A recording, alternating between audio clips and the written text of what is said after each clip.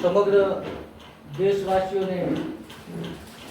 કવળાદેશી ભુજવિહાર મોટા કેવાડિયા ચંદ્રપાલ બૌદ્ધ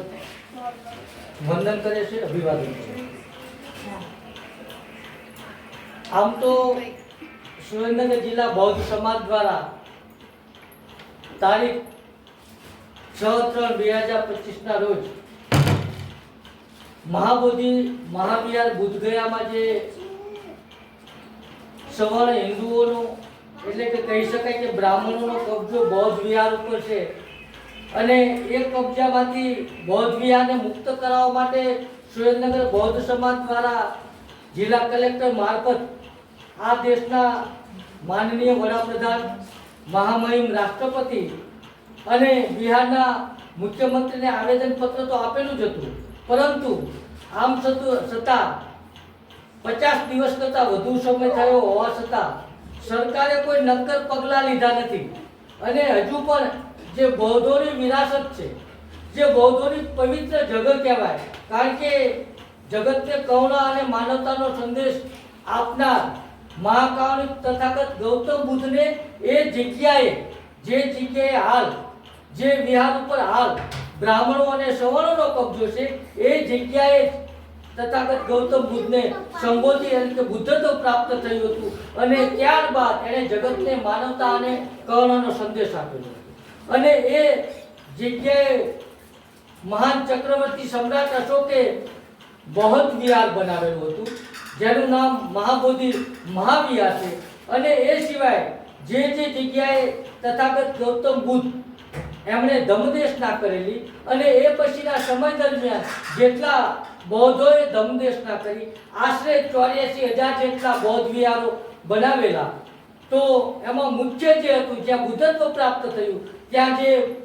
બૌદ્ધોનો કબજો હોવો જોઈએ અથવા તો એ વિરાસત બૌદ્ધોને મળવી જોઈએ એ માંગણી સાથે 50 દિવસ કરતાં વધુ સમયથી ત્યાં બૌદ્ધ ઉપાસકો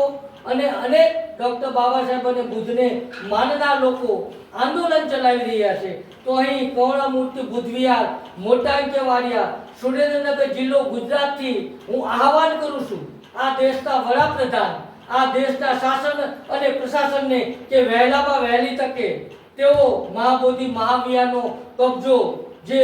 ગેરબૌદ્ધો પાસે છે એ ગેરબૌદ્ધો પાસેથી કબજો લઈ અને